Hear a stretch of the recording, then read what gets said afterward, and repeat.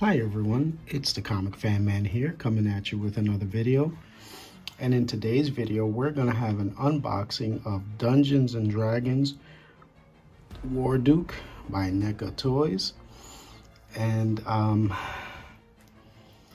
again, I want to say I am not a huge fan of Dungeons & Dragons. I do know about it. I have played some of the PlayStation games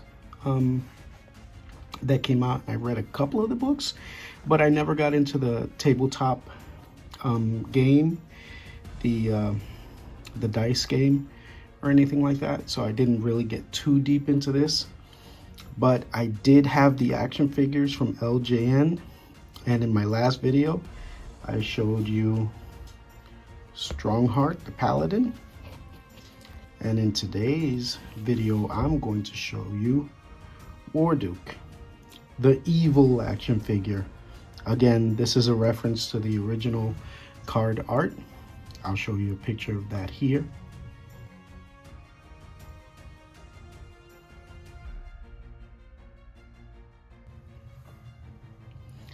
Now, Warduke, let's take a look at the sides of the box. There's a nice picture of his helmet. Show you the other side that shows you a nice profile picture of his whole body and the sword. All right, and here's the back of the box. It shows you Warduke and Grim Sword and Evil Knight. That's, I guess, another action figure, but it shows you some more poses of Warduke. And it's got a little write-up of Warduke right here. Warduke fights as a remorseless, cold-hearted mercenary who works for coin. The evil swordsman serves Kellic as a cohort and an adventuring companion from time to time. Kellic was the evil wizard. He wields a flaming tongue longsword and wears a dreaded helm. He never removes his helmet to reveal his face to others, but the visage beneath it is that of a grim, hideous, scarred gladiator. Warduke. Let's take a look. Let's open up the cover so we can see the inside. It's got the Velcro tab. Look at that nice photography right there. That's amazing. That's great. And there's the figure, Warduke, and all of these accessories. So let me pop him out the box and lay it all out for you. All right, so here he is, Warduke, with all of his accessories. And let's just take a quick look at all of these things. We'll start with the hands. He has a couple of flesh tone hands. One is you did it, or I'm coming after you, pointy finger. And this is, I guess, to hold one of the daggers in his offhand. They both have, you know, a nice little tone to it. And this is an extra hand for the for his armored side. Looks fantastic. A lot of nice sculpt, a lot of nice paint. Really, really good. And let's take a look at his shield. His shield looks amazing. Look at all the wash, all the wear and tear, all the hammered out detail on it. Definitely a shield that he's probably using. Look, they even did the inside of it, which is amazing. He's got a little steel handle and a little leather grip there that would be around his arm. And this actually goes around his flesh arm. So he wields the sword with his left hand. He's a left-handed figure, which is nice. A left-handed swordsman, which we don't have many of. So that's really nice that he wields the sword in his left hand, and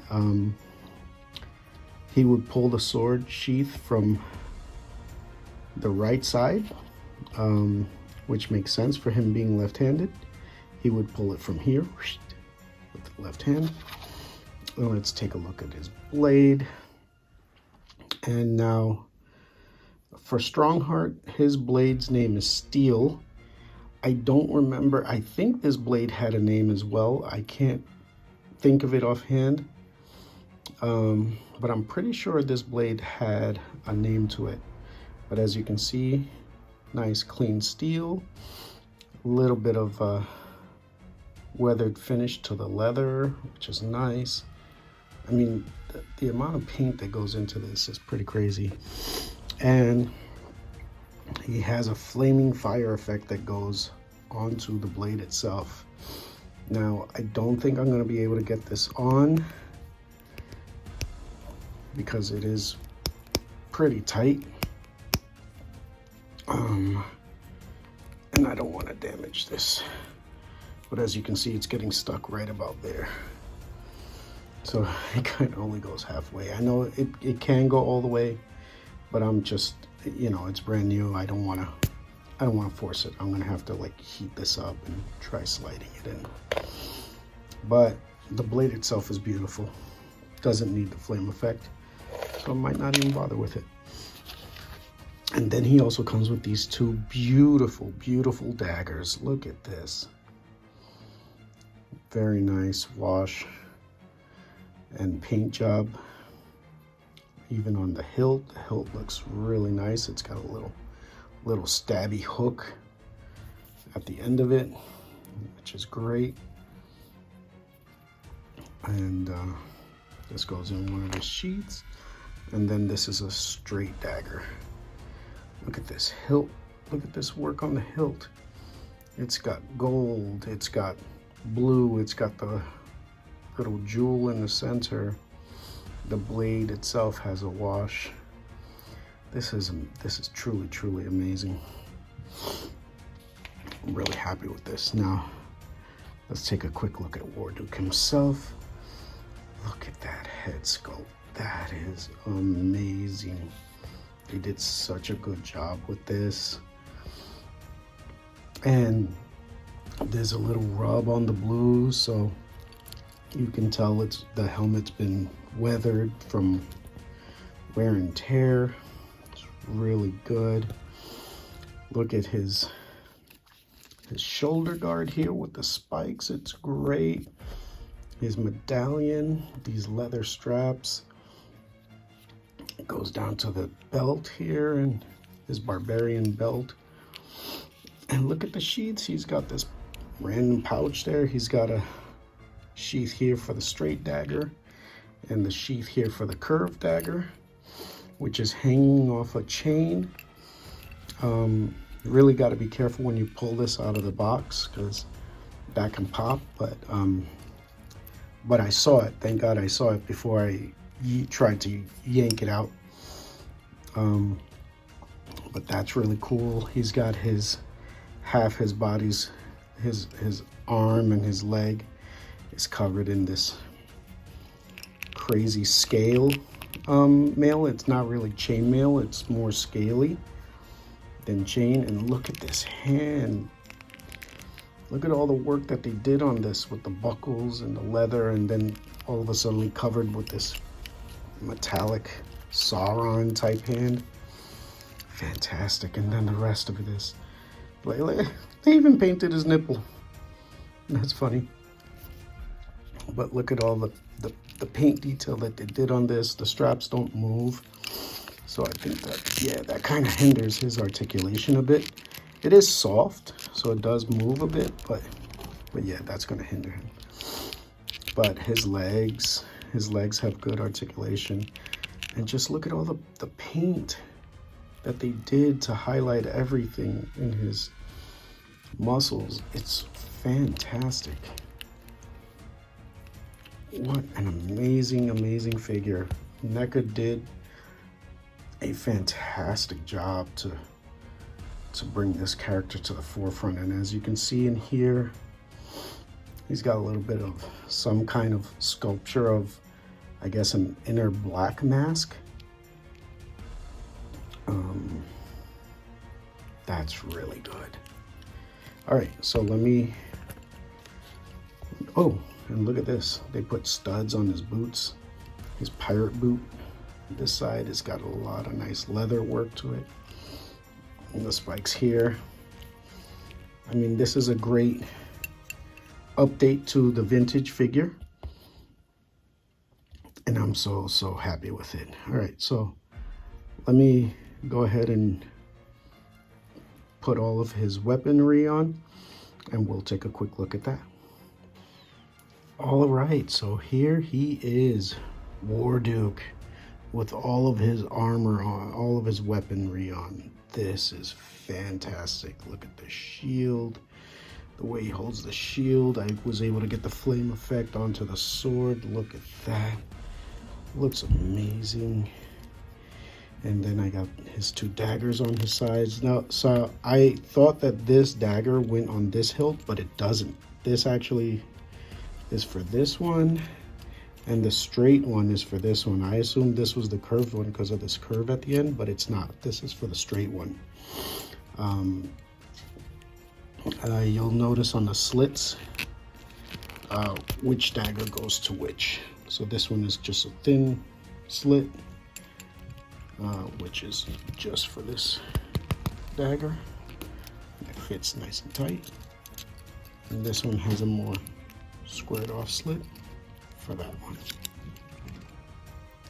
All right, so we all know that a hero's journey is only as good as the villains that are there to bar their way through their journey. And I wanted to show Warduke with the other 80s brethren icon of villains. Obviously Skeletor and Mumm-Ra. As you can see, he sizes up really well with the Masterverse. And this Bandai Mumm-Ra is in that same scale. He's a little taller than him, but it all works. I mean, this is great.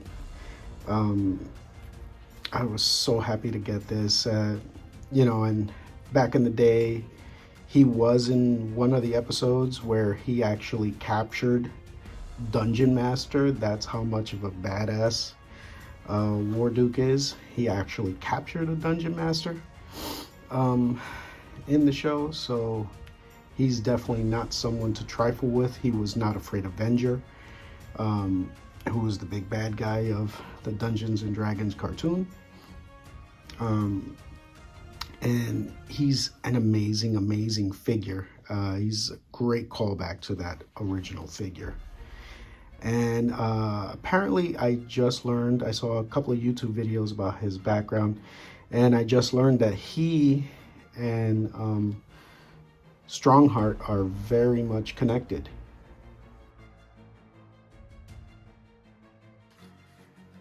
So apparently in their history, Strongheart and Warduke were best of friends and adventurers together. And they came across an item, I think it was called the Heartstone, which apparently granted them their greatest wish. And for Strongheart, it obviously made him very valiant and heroic, whereas for Warduke, it just made him a very chaotic, mercenary villain where, you know, he was out for himself, no one else. He didn't care about anything. He was just out either for adventure or the next biggest gain or the next pure challenge of his fighting prowess. So, and now they are the exact opposite, and they do battle whenever they face each other. So I'm glad to have him. He's going to be part of my villains motif, and he's an amazing looking figure. Again, Neca went above and beyond to give us one of the greatest looking reimaginings of a vintage toy. This is fantastic. I'm so happy. And yeah, now him and Strongheart can duke it out in my display. All right, so that's my look at Warduke. I hope you enjoyed this look. If you did, please feel free to give me a like and subscribe to help grow the channel. And if you are a Dungeons and Dragons fan, if you know the true history of Warduke and Strongheart, please put it in the comments, because for those of us who don't know everything about the D&D history of these two characters, I would definitely like to know. So please feel free to educate me. And I do hope that Neca will do the wizards. And there was a couple of other figures that were there, like an elf and a dwarf and a couple of giants. Hopefully Neca will get around to those figures, because that would be really, really nice to see them come back. So again, thank you very much for joining me, and please look forward to the next video. Thank you and have a great day. Bye-bye.